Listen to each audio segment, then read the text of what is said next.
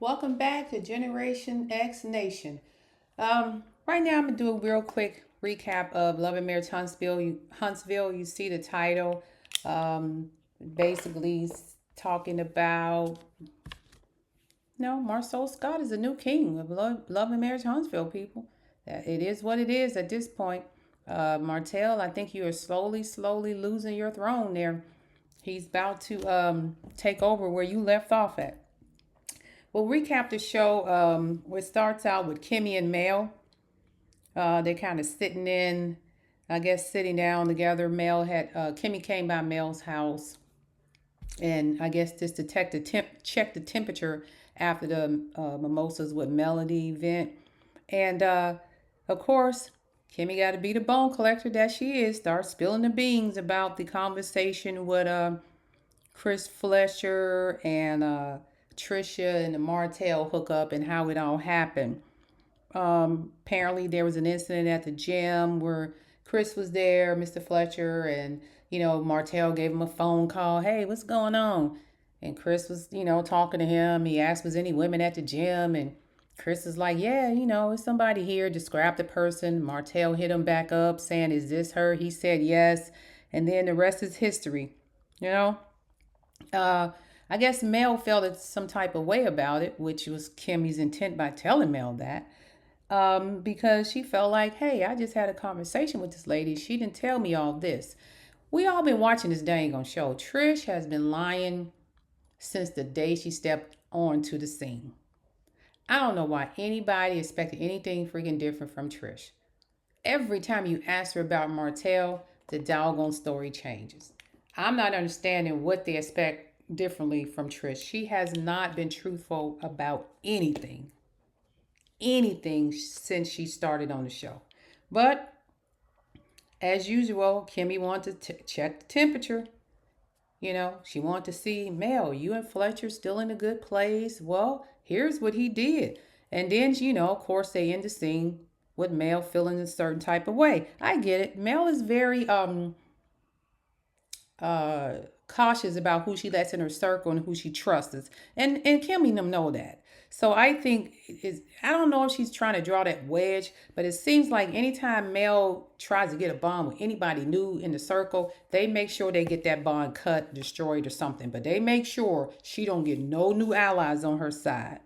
Um, Next up, I'm gonna talk about the scene. There was a scene where God dog, what's that child? Destiny Martell and Letitia was sitting there. Destiny invites Letitia out.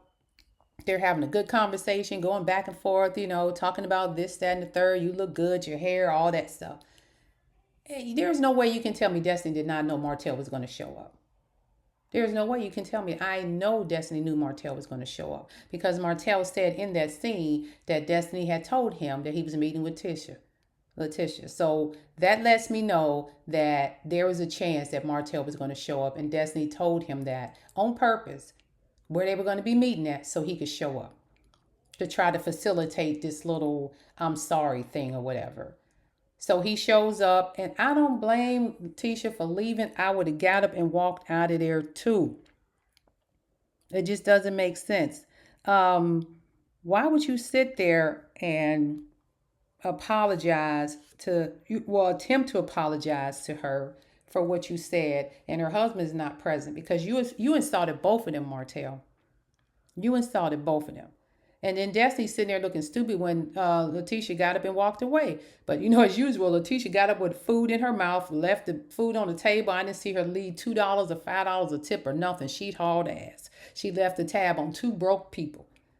Them two broke ninjas probably didn't have enough money to pay for her meal. She probably had to go back and pay for it after they finished shooting that scene. I doubt if Martell and Destiny had enough money to pay for her food, but she sure walked off on them.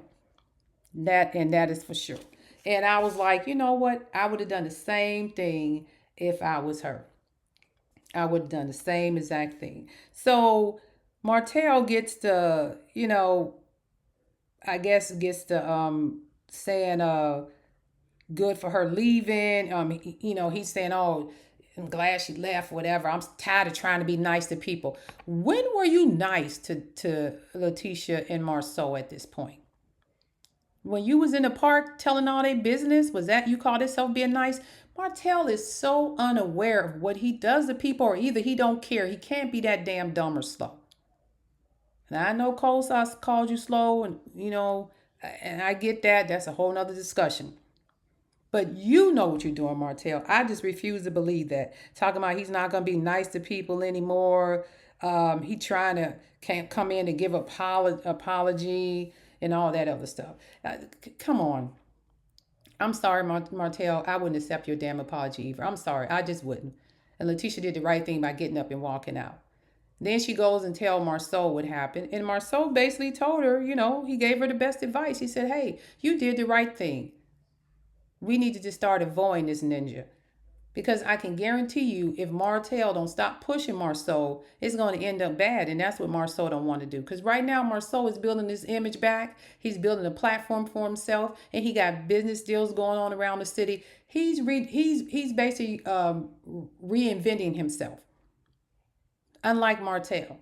Marsau wasn't the most well-liked person on that show. Neither was Letitia, but they are reinventing themselves where people are starting to come around and say, hey, they are not that bad. The reason they was behaving a certain way is because of the BS that Martell was feeding them. And we're starting to find that out, and they're starting to find that out.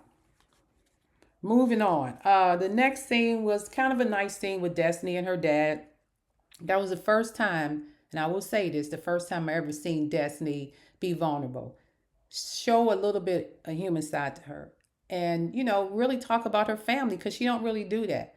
I didn't know, or I know she mentioned something about her parents in some previous seasons, but wasn't anything real significant. But I got a better idea of who Destiny is. It still doesn't make me like her any much anymore, but I do have some compassion for her because she did have a rough upbringing, and it kind of I kind of understand why she behaves the way she do, but I don't think you should use that as an excuse to still be a nasty person well into your 40s because of what happened to you as a child. We can't change our past, but we can definitely change the future. And I can understand you may have had a rough childhood. A lot of people had rough childhoods. Hell, I had a rough childhood. But that don't mean that I'm evil to people every day as an adult because of that. Because the people that you're being mean to and nasty and disrespectful to had nothing to do with what happened to you as a child. Don't take that out on them. Get therapy for it, which you claim you're getting therapy. The only thing I see you getting therapy for is your issue with Melanie. Maybe you need to be getting therapy for the issues that you had growing up, living in foster care, and your mom, doing what she did to you. And that's no disrespect to your family. I'm just saying that. And now your dad, you're very close to, we know from what you said on the show, is a little, is sick and going through some of his own personal battles. That got to be hard. You need to get working on that, and maybe that'll help you a little bit. Okay. Moving on, her and Tisha, were in the storage unit, her new office. And they were just hugging her and, oh, this is so nice. You're doing so well. It's great to see you starting over again. Come on now. And I ain't not knocking Destiny for trying. But if that would have been anybody else, y'all would have been in them comments making some very negative things about that, saying some very negative things about the person. But y'all just let it go because it's Destiny. Oh, this is so nice, Destiny. Let Mel be in the storage unit. The conversation would have been totally different. You can't tell me anything different. Y'all would not have said it. Y'all would have loved to see Mel in the storage unit instead of that mansion on the hill. Y'all would have loved that. But Destiny's in there. You're going to give her a little grace because it's Destiny. I'm not buying that. What was strangely odd to me is Destiny set up the issue in the park where Marsau, Martell, and Letitia got into it, and all these nasty things were said. Then Destiny, in turns, set up the lunch. Martell comes in, and Tisha gets up and leave. And then Tisha meets Destiny at the storage unit, and she's still okay with it, giving Destiny all this mercy and grace, even though Destiny has tried her these many times. Same mercy and grace she never gave Mel. If Mel would have did that, and I'm not being over here being a Melameter or Mel advocate, I'm just telling the freaking truth. If Mel would have did that to Letitia, if she would have been in that park when that argument was going on and going back and forth and agreeing with Martell, if she would have been at that luncheon with Letitia, it would have turned out totally different. Letitia would not even be speaking to Melanie. She would need alone showing up at a damn storage shelter. A storage unit for her, for her launch of her three, fourth time Madani products. Hopefully it goes well this time. Hopefully she's successful. I'm just saying, that's what I noticed. It seems like Kimmy and Letitia gives Mel, I mean not Mel, give Destiny a lot of passes, a lot of grace, but they wouldn't give that they don't afford to Melanie. They never gave Melanie that grace when she was going through her stuff. She got a one time, one strike rule you out. Destiny on her about a third or fourth strike, and y'all don't say nothing to her. Y'all just keep letting her go, keep letting her go. And I believe it's because Destiny needs them. So she tolerates and puts up with stuff, whereas Melanie didn't need them. So they had an issue with that because Melanie wasn't kissing they behind because she didn't need them. But that's another story. Just the way I see it. I'm not understanding why Destiny gets all of this grace and she keeps setting up the crap around there. Most of the stuff going on down there is because of Destiny. Okay. Kimmy was talking about after they left the storage shed and they were standing outside talking about the Madani's relaunch again. Kimmy started talking about the Melanie Mimosas with Melanie event. She made it known once again as the bone carrier. Oh, Destiny wasn't invited. Oh, you wasn't invited? She knew Melanie didn't invite Destiny. Come on now. She knew that. But this is the stuff she do. So of course, Destiny had her little side eye comments to say, which was expected. It's expected of her to do that. And then they mentioned something about Sonny coming to the event and Moses being in jail. And Destiny, you could just see the look in Destiny's eyes. And then she goes into the confessional. Well, I mean, I didn't want to see him, but I mean, he could have stayed in St. Louis. But yeah, I don't, him being in jail, that's not what I wanted. I don't know. The way she looked when they said it looked like to me, you might have been the snitch that called up and told on him because you probably was so mad he didn't marry you and married that other girl. I'm just saying. Well, that's the way it looked to me. I don't know. Maybe just that's the way it looked to me. But Destiny didn't look. She looked shocked, but not shocked like Buddy in jail, but shocked like, oh, they got him for real. Destiny, you, as I said before, she can't be trusted. But that's just my my opinion. Um, Moving on to the conversation with Mel and Chris. That conversation, what I really got out of it was Mel was being a little petty, and she was intentionally saying stuff to Chris to get a reaction from him, for sure. I'm not going to sit here and say she wasn't. Like I say, I hold Mel accountable if I see her doing some little odd stuff. And rightfully so, I get it. Because at the time, this was going on. She was still married to Martell, even though they were, going through their separation, divorce, or whatever. And so people think that, oh, Mel's still after Martell. No, what Mel is looking at is the aftermath. She's looking at what happened during my marriage that I didn't know. Because stuff is still coming out. She don't care about Martell. She has moved on. Her feelings for him are no longer existent other than him being the father of her children. But like anybody, if you find out new stuff that you didn't know was going on the whole time behind your back, of course you're a little curious, especially because that was your husband and you was married to him. So she's like, damn, he was doing all this behind my damn back? What the hell? So it's not being nosy like, oh, I'm hurt, I'm pissed off. She's like, damn, I didn't know this ninja was this big of a snake. So yes, she wanted to know, how did this all happen? And then Chris pretends like, and I'm allegedly, I'm not saying that Chris didn't was pretending, but I felt like Chris was trying his best way to cover it up and make it not sound as bad as it was, or at least his part in the situation.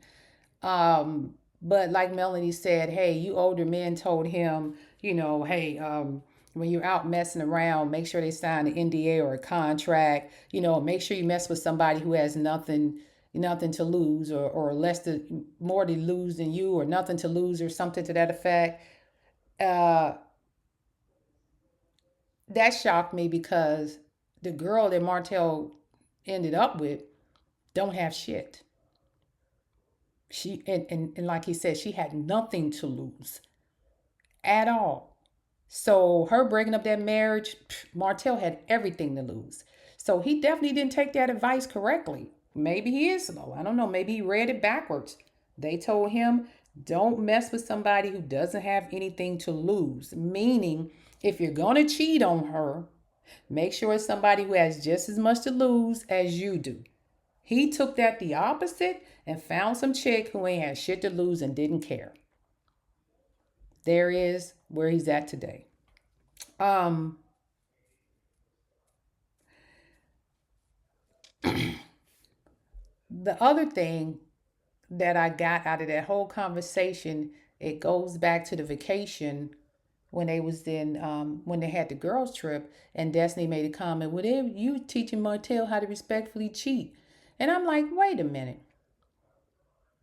Chris just said that Mark that no, Mel just said, or Chris, one of them said that they said make sure they sign an NDA or a contract. Make sure they have that they have more to lose than you. Make sure that they don't talk or whatever. And he said at the end of that, Maurice and Marsau is probably the people who said that to him. So Maurice and Marsau is the one who taught Martell how to respectfully cheat. That's where I'm getting from that. Because Maurice and Marsau are the two people who, quote unquote, allegedly been cheated just as much as Martell. And according to Martell, they went behind him on some chicks, but they never got caught. These victims or whoever these women are never came forth other than that fake YouTube video interview they did, but they never came forth, and to this day haven't really said anything. So Marsau and Maurice, they learned how to respectfully cheat. Martell is the one that failed again. So comes in my mind once again, are you that slow, Martell? Is Coleslaw right the whole time when she calling you slow? Okay, let's recap. You go off on Marsau and Letitia. Then you show up on the apology like nothing happened. You can't come back from that, at least not in my freaking eyes. Then they tell you to respect, to have a chick, find somebody who has just as much to lose as you do. Have them sign a contract. You go and find somebody that ain't got shit to lose and ain't signed no contracts.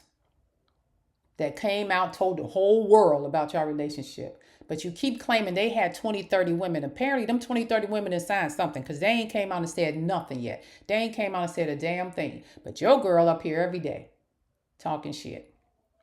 Maybe you really is slow. Maybe that's the one thing she got right. The one thing she got right. All right, at the Madani launch, we're gonna go on to the next scene where they was at the Madani launch and launch. I'm sorry, I said launch. The Madani launch. Destiny's new product. She got it all pretty up. Her dad showed up. Bless his heart. I'm glad he was there to see his daughter do something. And the rest of the town folks was there.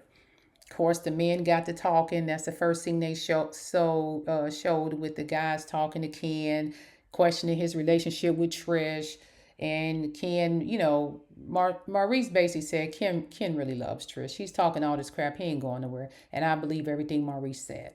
Because everything Ken was saying was a bunch of crap. If she don't do something by now, I'm going to leave. I just love the kids. Dude, let me tell you something. Them ain't your kids. Marquez has made that known. Them ain't your damn kids. And neither is the kid that you watch. Okay? And there's nothing wrong with a man stepping up and being a father figure to some children. Nothing wrong with that. But they got a father who's actively in their life and trying to be in their life. And you keep trying to block that. It seemed like to me you're loving the children probably more than you love the mothers. Focus on her. Respect the kids. Be there for the kids. They know who you are. Well, I just don't want to, I got so involved with the kids. I want to be there for them. Like them kids know who their father is. They don't need you. It's good that you're there. But them are not your children. And stop trying to replace Marquez. I don't care if Marquez is a bad person. I don't care if he's a piece of shit father. At the end of the day, she chose them. They've been together for over 10 years. And them is his children.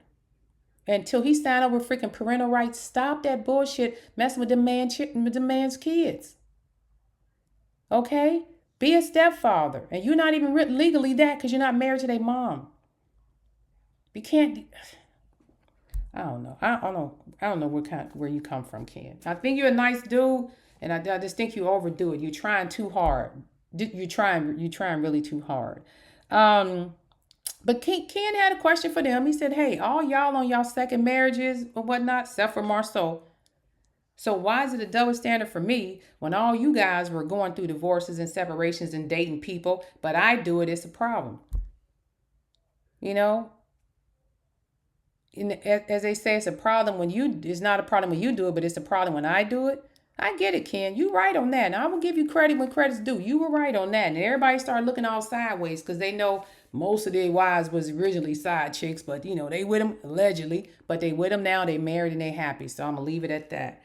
Um, then at the end of the day, the last scene that I'll just talk about, and I'm sure everybody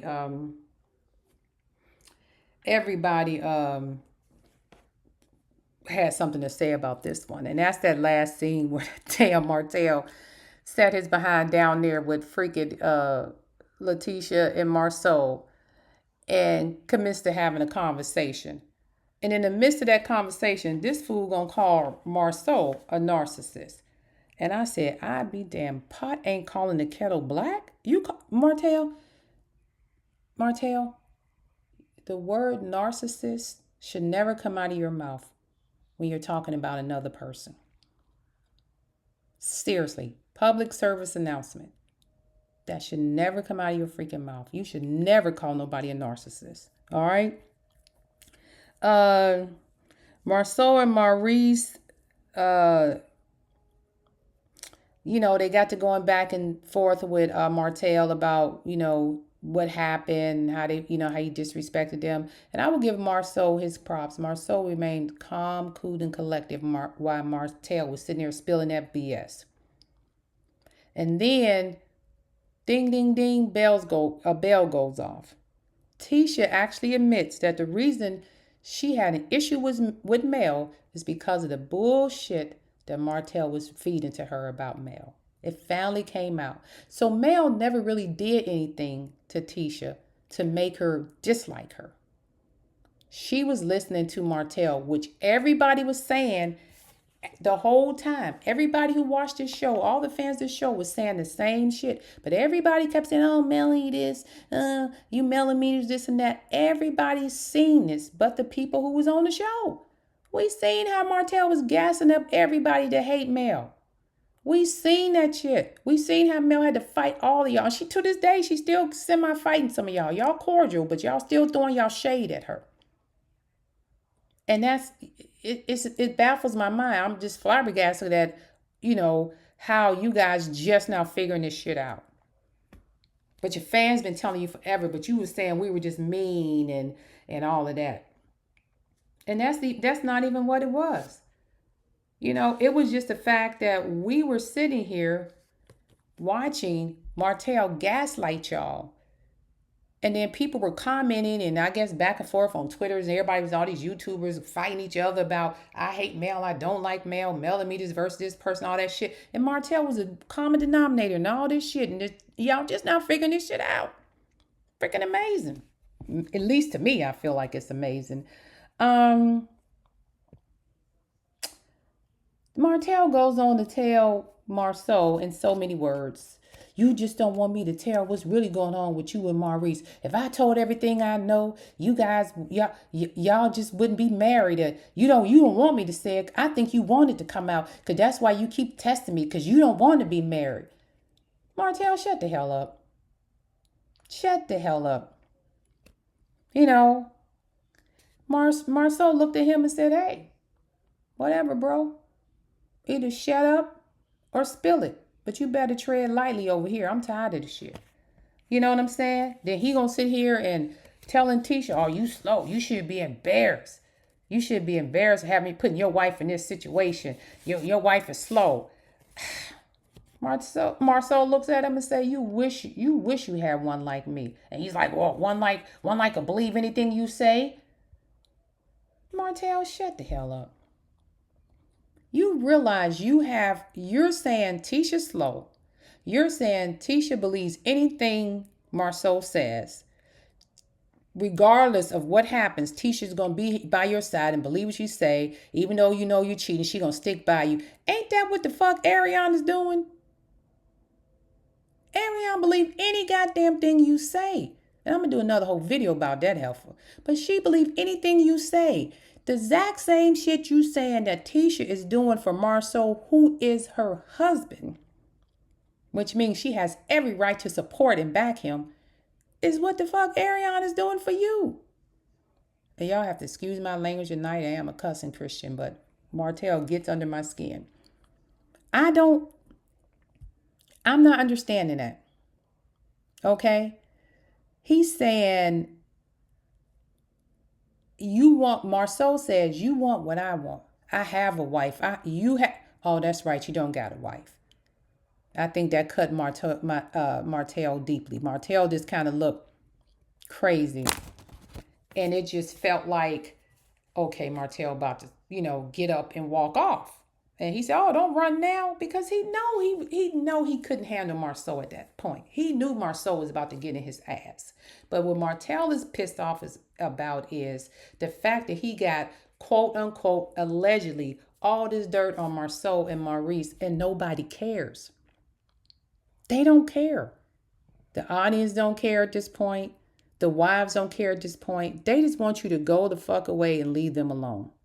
That's really what it is. So at the very end, Marsau just summed it all up and said, I am simply better than you in every aspect of your life. That cut like a damn knife. I know Martell was probably like, oh shit, what do I do now? He was fluttered. He was flabbergasted. He didn't know what to do. He was flabbergasted. He was like, oh shit, what do I do? What do you do, Martell? He's right. Let's compare. He's right. He is at this point in your life. I'm not saying he's always been better than you, but at this very point, on this very day, he is better than you. He revamped his whole image. He got his businesses off the ground. He's actually building things. His wife is finally getting some endorsements. They have changed their whole mentality, their whole attitude. We see the growth in them. That is why people are starting to shift and say, hey, Marsau and Tisha have actually, woken up, seeing the light, and I like this new version. I've always liked them from the beginning. I said it from day one. I like Marsau and Tisha. It was something about them that I thought was genuine. Now, Wanda, I like her too, but Wanda goes a little bit too far, but I get it. That's her daughter. She's going to fight to the end for her daughter. So I understand that. Sometimes she just fight too dirty. But if you look at it this moment, in this very moment, Marsau is better than you in every aspect of your life. He got his wife. He got his family, his children. He got his new home redone. He's building new homes. He's getting contracts. He's out and about in the community. He's out and about in different states, setting up businesses. His wife got the endorsements going on. What do you got? You got a house you can't sell that apparently you done bought and refinanced to get loan money off of. I don't know how you're going to figure to pay that off. You don't have no real job coming in other than this check from the show. You haven't got your wine business off the ground. You haven't got your fashion business off the ground. You haven't got your construction business off the ground. You got a chick sitting at the house. I don't know what she do. And again, that's a whole nother story. That got a diarrhea of the fucking mouth. And your kids are spattered between two homes. At this moment, that was the most profound and correct statement Marsau has ever said. He is better than you at every aspect in his life in this very moment. Marsau is on top of the world. And right now, he's basically kicked your ass off the throne, just like he said. He have kicked you off the throne, baby. Marsau is running. He's coming for your number one spot. He's coming for the number one spot. And I'm telling you right now, he's earning every bit of it. All I can say is, Martell Hope, you need to get your shit together. Before you come after other people, stop trying to destroy marriages because yours got taken out. That was you. That was 100% you. I don't care if y'all ran a train on 20 women. At the end of the day, each individual person has to be accounted for their participation, and and each individual wife decides whether she wants to stay or leave. Your wife left. These women stayed. Got nothing to do with them that Mel chose to walk away. That was her decision. She chose not to stay with a cheater. If other people want to stay with a cheater, that's on them. But the difference is you had the baby. Those two women husbands probably cheated and they probably pissed off, but they ain't bring no babies to the house. You brought a baby home, dingbat. A baby. Whew, I don't know what the hell next week gonna bring, but I seen some clips and it don't look good. And I'm gonna tell you right now, Trisha. You don't want to be on the wrong side of Melanie Cherie Rogers. It ain't going to end well for you. Okay? With that being said, this is Generation X Nation. I'm going to go ahead and log off now. That is my review of Love and Marriage Huntsville for this week. If you're listening to my channel, I don't ask for money. As I say every time, I don't ask for money. Everything on my recordings are alleged in my opinion and for entertainment purposes only. Please hit that like button. Please subscribe. Leave a comment. Leave a comment. I don't care what kind of comment you leave. Just leave a comment. If you don't like it, you don't like it. Don't care. It ain't going to affect my life one way or another. But I do appreciate if, I'm trying to get my viewership up. Please tell your friends and family. Just subscribe. You ain't never got to listen to it anymore. But just just click subscribe button and keep it pushing. Okay? All right. I got a goal I'm trying to meet. And with that being said, you guys have a great wonderful rest of your day. And I'm going to do a separate video on Ariane Curry because that heifer, you really have to do you have to spend time dissecting that brain, what little of it is left. All right, this is Generation Next Nation out, and I'll see you on the next round. Peace.